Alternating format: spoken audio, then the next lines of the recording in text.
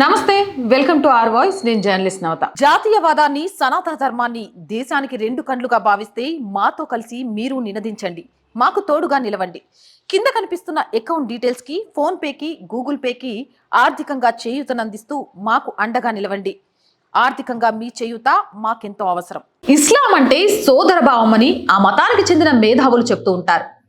ఇస్లాం ప్రజల మధ్య సోదర భావం అని, కానీ తమకు ఇస్లామేతరుల మధ్య సోదర భావం ఉండదని నేను చెప్తున్న విషయం కాదు. థాట్స్ ఆన్ పాకిస్తాన్ అనే గ్రంథంలో డాక్టర్ బాబాసాహెబ్ అంబేద్కర్ గారే పేర్కొన్నారు. ముస్లింలు వాళ్ళ మధ్యలోనే సోదర భావాన్ని చూస్తారు, కానీ వేరే మతాల వాళ్ళకు వచ్చేసరికి సోదర భావం ఉండదు అనేది థాట్స్ ఆన్ పాకిస్తాన్ అనే గ్రంథంలో డాక్టర్ బాబాసాహెబ్ అంబేద్కర్ గారు పేర్కొన్నారు. ఆగస్టు 14 రాత్రి 1947న మతం ఆధారంగా పాకిస్తాన్ ఒక ప్రత్యేక దేశంగా ఏర్పడింది. నేటి పాకిస్తాన్లో నివసిస్తున్న హిందువులపై ఊచకోత జరిగింది. తూర్పు పాకిస్తాన్లో ప్రజల భాష బంగ్లా, పశ్చిమ పాకిస్తాన్లో అధికార భాష ఉర్దూ. తూర్పు పాకిస్తాన్లో జరిగిన ఎన్నికలను బేఖాతారు చేసి పశ్చిమ పాకిస్తాన్ సైన్యం తూర్పు పాకిస్తాన్లోని ముస్లిం స్త్రీలపై అత్యాచారాలు, ప్రజలపై అణచివేత చేసింది. షేక్ మహబూర్ రెహమాన్ నేతృత్వంలో స్వతంత్ర బంగ్లాదేశ్ 1970లో ఏర్పడింది. 5 ఏళ్లలోనే ముజీబుర్ రెహమాన్ను బంగ్లా ముస్లింలే హత్య చేశారు. 1946లో భారత్తో పాటు ఆనాటి పాకిస్తాన్లో రాజ్యాంగ సభ ఏర్పడింది.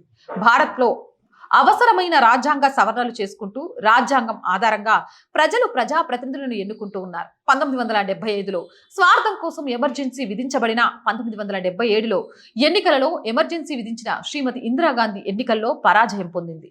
ప్రజాస్వామ్య స్ఫూర్తితో ఆమె ఎమర్జెన్సీని రద్దు చేసి అధికారం నుండి తప్పుకుంది. పాకిస్తాన్లో అనేక సార్లు రాజ్యాంగం రద్దయింది. పాకిస్తాన్, బంగ్లాదేశ్లలో అనేక సార్లు మిలిటరీ పాలన వచ్చింది. ఎన్నికల ద్వారా ప్రజల అభీష్టం మేరకు ప్రభుత్వాలు మారొచ్చు. ఇస్లామిక్ రాజ్యాలలో ప్రజాస్వామ్యం ఉండే అవకాశము లేదు. అధికారంలోకి కొత్త పాలకులు వచ్చినా తర్వాత పాత పాలకులను జైల్లో నిర్బంధించడం లేదా ఉరితీయడం లేదా దేశ బహిష్కరణ ఇస్లామిక్ దేశాల నైజాంగా మారింది.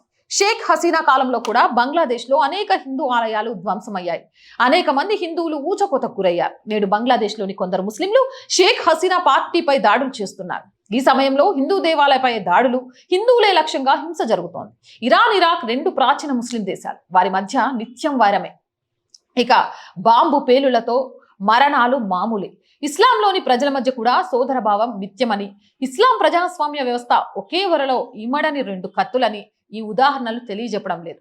భారతదేశంలో రాజ్యాంగానికి, ప్రజాస్వామ్య స్ఫూర్తికి రక్షణ హిందూ ప్రజల నైజమే అనేది చెప్తోంది. ఇది శ్యామ్ ప్రసాద్ గారు రాసిన ఒక ఆర్టికల్. నిజంగా కూడా అంబేద్కర్ గారు ముస్లిం సమాజం గురించి ఏం చెప్పారు, ఈరోజు కుల విభజన అంటూ తీసుకొస్తూ దేశంలో విధ్వంసం సృష్టించాలనుకుంటుంది ఏంటి, రాజ్యాంగానికి అలాగే ప్రజాస్వామ్య స్ఫూర్తికి రక్షణగా నిలుస్తున్న హిందూ ప్రజల నైజాం ఏంటి అనేది తెలియజేయడం కోసం ఈ వీడియో చేశారు. మీరేమంటారు? కామెంట్ సెక్షన్లో పెట్టేయండి. మోర్ వీడియోస్ కోసం మన ఛానల్ వెంటనే సబ్స్క్రైబ్ చేయండి. నచ్చిందా? లైక్ చేయండి, షేర్ చేయండి, సపోర్ట్ చేయండి. జై భారత్.